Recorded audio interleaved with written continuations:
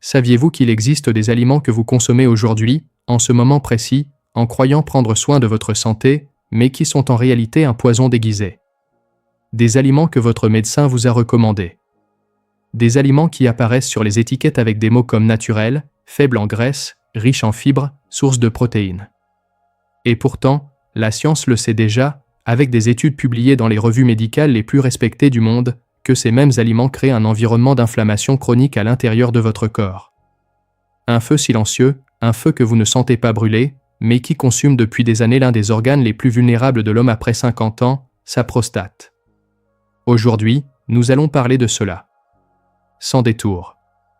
Sans adoucir la vérité pour la rendre plus confortable. Je m'appelle le docteur Rémi Bernard.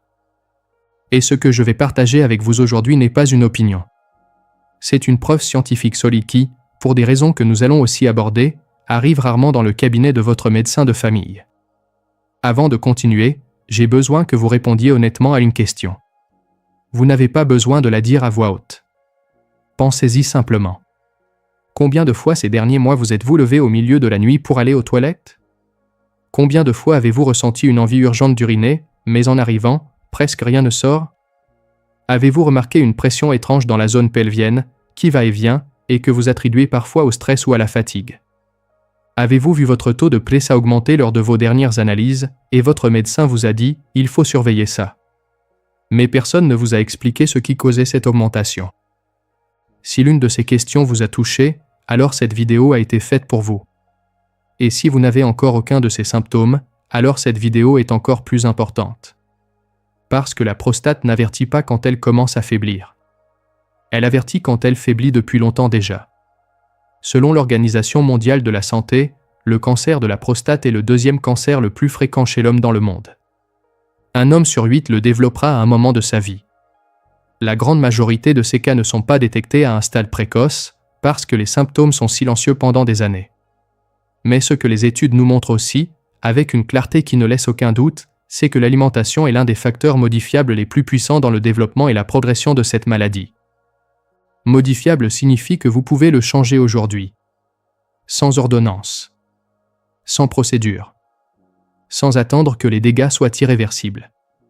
Mais pour changer quelque chose, il faut d'abord savoir ce qui fait du mal. Et c'est là que la plupart des hommes échouent. Non par négligence, mais parce que l'information qu'ils reçoivent est incomplète. Ou pire, elle est fausse. Pensez-y un instant. Pendant les 20 ou 30 dernières années, on nous a appris à craindre les graisses. On nous a dit que le lait entier était un poison pour le cœur et qu'il fallait le prendre écrémé. On nous a dit que les huiles végétales étaient plus saines que le beurre. On nous a dit qu'un verre de jus d'orange le matin était la façon parfaite de commencer la journée. On nous a dit que le pain complet était infiniment meilleur que le pain blanc. On nous a dit que la protéine de soja était l'alternative idéale pour ceux qui voulaient prendre soin de leur corps. Et nous avons fait confiance. Parce que pourquoi n'aurions-nous pas fait confiance? Cela venait de médecins, de nutritionnistes, de campagnes de santé publique, de publicités avec des personnes souriantes et des corps en bonne santé. Le problème, c'est que la science a avancé. Et ce que les chercheurs ont découvert ces 15 dernières années contredit une bonne partie de ces conseils. Pas tout. Mais une partie fondamentale, oui. Surtout quand on parle de l'impact de ces aliments sur l'inflammation chronique, sur l'équilibre hormonal et sur la santé prostatique de l'homme de plus de 50 ans. Et pourtant, ces nouvelles preuves ne sont toujours pas arrivées massivement dans les cabinets médicaux. Elles n'ont pas encore changé les recommandations qu'on vous donne lors de votre bilan annuel. Parce que le système médical conventionnel est lent à s'adapter. Et parce que, soyons honnêtes, changer le régime alimentaire d'un patient ne génère pas de revenus. Mais lui prescrire un médicament pour la prostate, oui. Cela ne veut pas dire que tous les médecins sont malhonnêtes. Cela signifie qu'ils opèrent dans un système avec des incitations très précises. Et ces incitations ne sont pas toujours alignées avec vous donner l'information complète. Aujourd'hui, dans cette vidéo, je vais vous donner l'information complète. Nous allons parler de 5 aliments qui se trouvent probablement dans votre cuisine en ce moment même. 5 aliments que l'industrie alimentaire et une grande partie de la communauté médicale promeut encore comme sains. Et je vais vous expliquer, avec le soutien d'études publiées dans des revues comme le Journal of Urology, l'American Journal of Clinical Nutrition et Cancer Epidemiology, exactement pourquoi ces aliments représentent un risque réel pour votre prostate. Je ne vais pas vous demander de me faire confiance aveuglément. Je vais vous montrer les preuves. Et vous tirez vos propres conclusions. Mais avant d'arriver à ces 5 aliments, j'ai besoin que vous compreniez quelque chose de fondamental. Quelque chose que la plupart des médecins ne vous expliquent pas, parce que cela prendrait trop de temps dans une consultation de 15 minutes. Vous devez comprendre le mécanisme. Vous devez comprendre le pourquoi et le comment. Parce que quand vous comprenez le mécanisme, vous n'avez pas besoin de mémoriser une liste. Vous comprenez la logique derrière la liste. Et cela vous donne un pouvoir qu'aucun médicament ne peut vous donner. Ce mécanisme a un nom. L'inflammation chronique de bas grade. Imaginez que votre corps est une maison. Et dans un coin de cette maison, il y a une braise allumée. Ce n'est pas un incendie. Il n'y a pas de flamme visible. Pas de fumée que vous pouvez sentir. C'est juste une petite braise persistante qui ne s'éteint jamais complètement. Vous ne la voyez pas. Vous ne la sentez pas. Mais cette braise, avec le temps, affaiblit la structure de la maison de l'intérieur. Elle assèche les poutres. Elle crée les conditions parfaites pour que, au mauvais moment, tout s'embrasse d'un coup. Voilà ce qu'est l'inflammation chronique de bas grade. C'est l'état dans lequel se trouve le corps de millions d'hommes de plus de 50 ans. Sans qu'ils le sachent. Sans symptômes clairs. Sans alarme. Juste cette braise silencieuse, alimentée jour après jour par ce qu'ils mettent dans leur assiette. Et la prostate est l'un des tissus les plus sensibles à cette braise. En raison de sa position, de sa fonction, de sa composition hormonale. Quand l'inflammation chronique s'installe dans le tissu prostatique, un processus lent mais constant de dommages cellulaires commence. Les cellules, qui devraient croître et mourir de façon ordonnée, commencent à se comporter de manière erratique. Le tissu s'épaissit. La glande grossit. Et dans cet environnement de chaos cellulaire soutenu, le risque de mutation maligne se multiplie. Ce n'est pas de la spéculation. Une étude publiée dans le Journal of the National Cancer Institute a trouvé que les hommes avec des marqueurs élevés d'inflammation systémique avaient jusqu'à 40% de risque supplémentaire de développer un cancer agressif de la prostate par rapport aux hommes avec de faibles niveaux d'inflammation. Voilà le poids de l'inflammation chronique sur votre prostate. Maintenant, quel rapport y a-t-il entre votre petit déjeuner et tout cela? Tout. Parce que ce que vous mangez 3 fois par jour, tous les jours pendant des mois et des années, c'est le carburant principal de cette braise. Il y a des aliments qui l'éteignent. Et il y a des aliments qui l'attisent. Et le problème central de cette vidéo, c'est que beaucoup d'aliments qui l'alimentent sont déguisés en aliments sains. Ce jus de fruits que vous prenez chaque matin. Ce verre de lait écrémé que vous avez choisi parce qu'on vous a dit que c'était mieux. Cette huile végétale avec laquelle vous cuisinez parce qu'elle n'a pas de cholestérol. Ce pain complet que vous mangez parce qu'il a des fibres. Cette protéine de soja que vous consommez parce que c'est une alternative naturelle. Tous ces aliments, dans les quantités que la plupart des gens consomment, ont la capacité d'élever les marqueurs inflammatoires dans votre corps. D'altérer votre équilibre hormonal. De stimuler la production de facteurs de croissance qui fertilisent littéralement les cellules prostatiques pour qu'elles croissent plus vite qu'elles ne le devraient. Je sais que c'est difficile à entendre. Je sais qu'une partie de vous veut résister, parce que nous avons construit des habitudes autour de ces aliments pendant des décennies. Parce qu'ils font partie de notre culture, de notre routine, de notre idée de ce que signifie prendre soin de soi. Mais je veux vous poser une question. Si vous saviez avec certitude que quelque chose que vous faites tous les jours endommage silencieusement un organe vital de votre corps, préféreriez-vous ne pas le savoir pour maintenir le confort de l'habitude? Ou préféreriez-vous le savoir, même si cela signifie changer? Vous êtes là à regarder cette vidéo. Et cela me dit que vous êtes quelqu'un qui préfère savoir. Qui préfère avoir le contrôle. Qui n'est pas prêt à attendre que les dégâts soient si importants qu'il n'y ait plus de retour en arrière possible. Je vais vous révéler les 5 aliments traîtres, un par un. Je vais vous expliquer le mécanisme scientifique derrière chacun d'eux. Et à la fin, je vais vous donner un protocole clair, basé sur la nature et sur les preuves, pour commencer à inverser ces dommages dès aujourd'hui. Et il y a quelque chose d'autre que je veux que vous sachiez avant de continuer. Le 5e aliment de cette liste est celui qui m'a le plus coûté à accepter. C'est celui qui génère le plus de résistance quand je l'évoque. Parce qu'il est le plus profondément ancré dans notre idée d'une alimentation saine. Et pourtant, c'est peut-être celui qui fait le plus de mal chez les hommes de plus de 50 ans avec une prédisposition aux problèmes prostatiques. il y a de grandes chances que cet aliment soit dans votre réfrigérateur en ce moment même. Voici donc les 5 aliments que l'industrie appelle sains, que les médecins recommandent encore, et que la science a déjà liés directement à l'inflammation prostatique et à l'augmentation du risque de cancer chez les hommes de plus de 50 ans. Soyez attentifs. Parce que chacun de ces aliments a une histoire derrière lui que personne ne vous a racontée. Le premier, c'est le lait écrémé et les produits laitiers allégés en matière grasse. Je sais ce que vous pensez. Le docteur Bernard a perdu la tête. Le lait contient du calcium. Le calcium est bon pour les os. Et vous avez partiellement raison. Le calcium est nécessaire. Mais le problème n'est pas le calcium en lui-même. Le problème, c'est l'excès de calcium qui vient avec la consommation quotidienne de produits laitiers.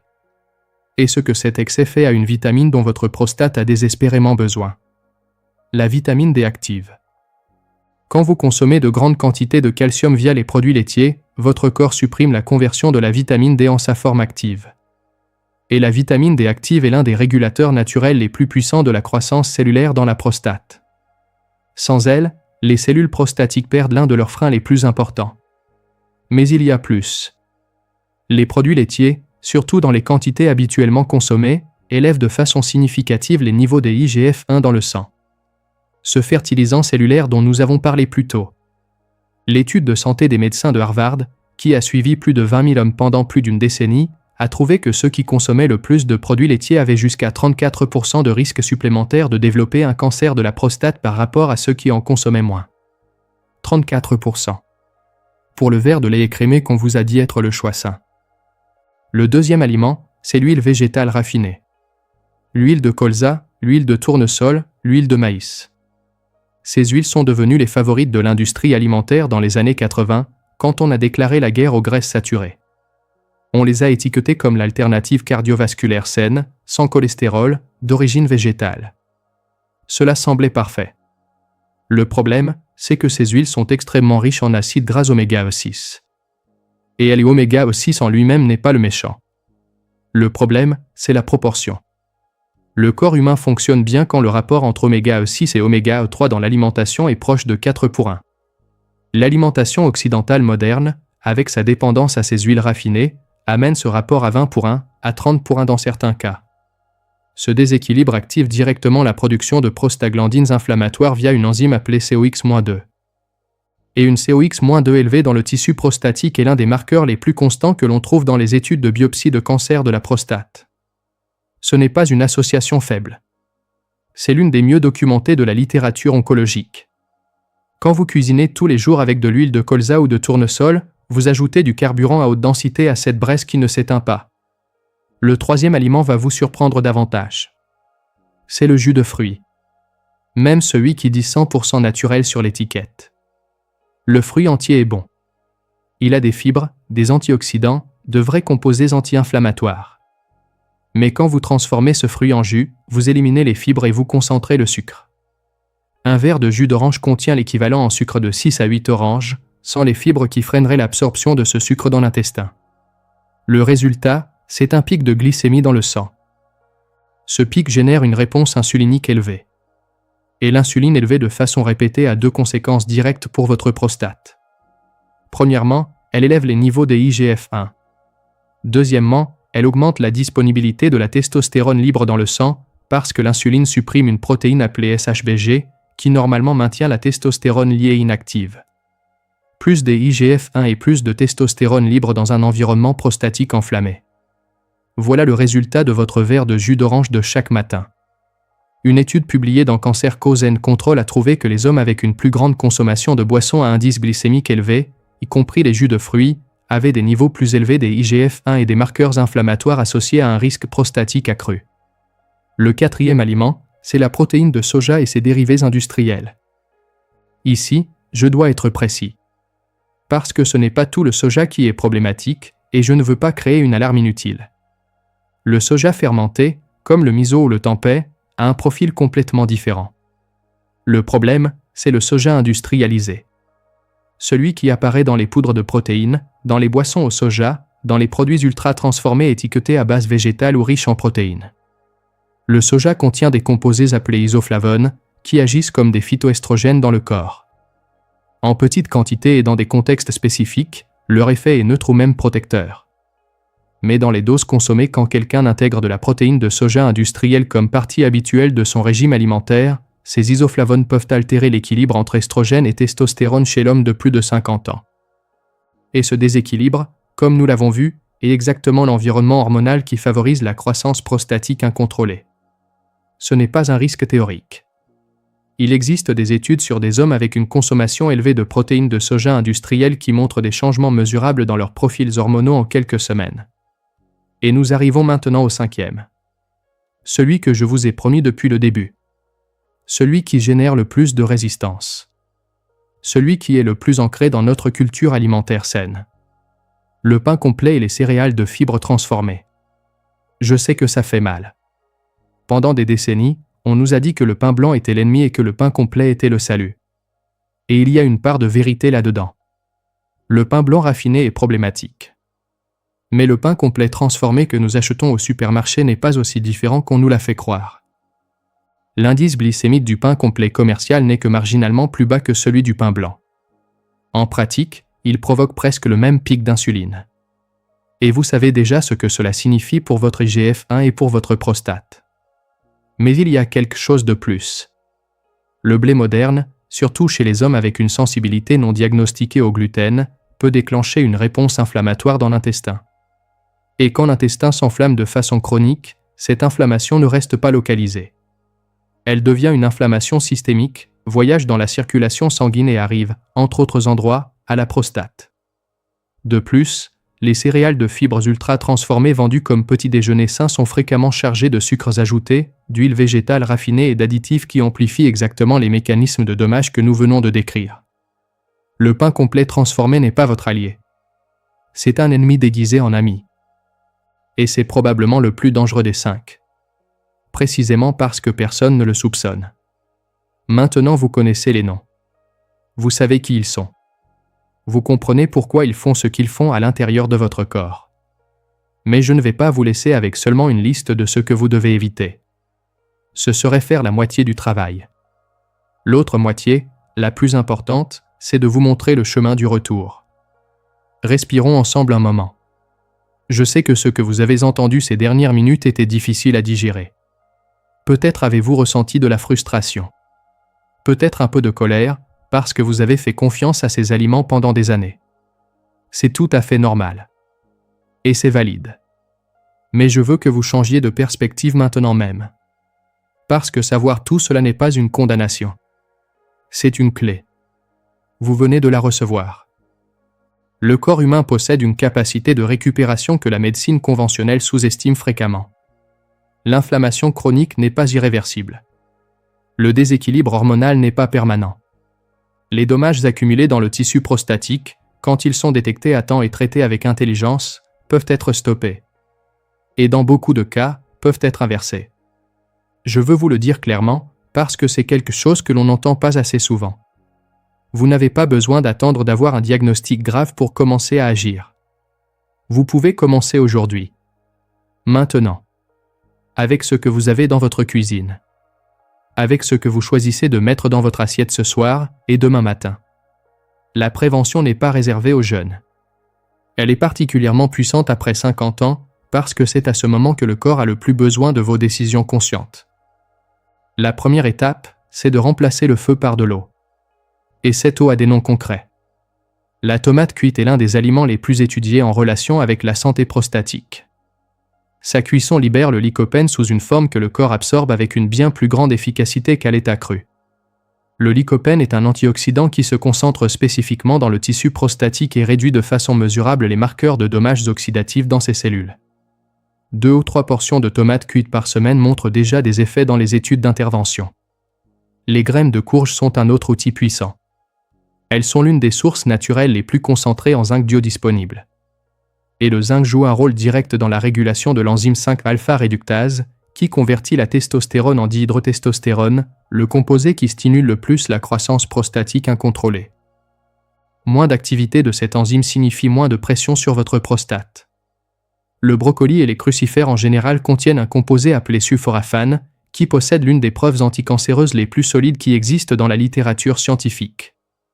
Il active les gènes suppresseurs de tumeurs et favorise la mort programmée des cellules endommagées. Ce n'est pas un supplément exotique. C'est un légume que vous connaissez probablement déjà et que vous pouvez intégrer cette semaine même. L'ail est un autre aliment que la cuisine française utilise depuis toujours, et c'est une très bonne chose. L'ail contient de la lysine, un composé aux propriétés anti-inflammatoires bien documentées. Des études ont montré que les hommes qui consomment régulièrement de l'ail ont des marqueurs d'inflammation systémique significativement plus bas. Ajoutez-en à vos légumes, à vos soupes, à vos vinaigrettes. C'est simple, c'est abordable, et votre prostate vous en remerciera. Le deuxième pilier, c'est de réguler vos hormones de l'intérieur.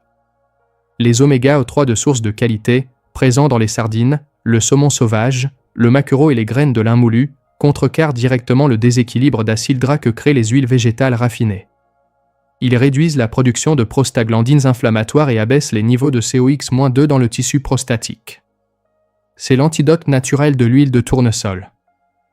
La vitamine D mérite une mention particulière.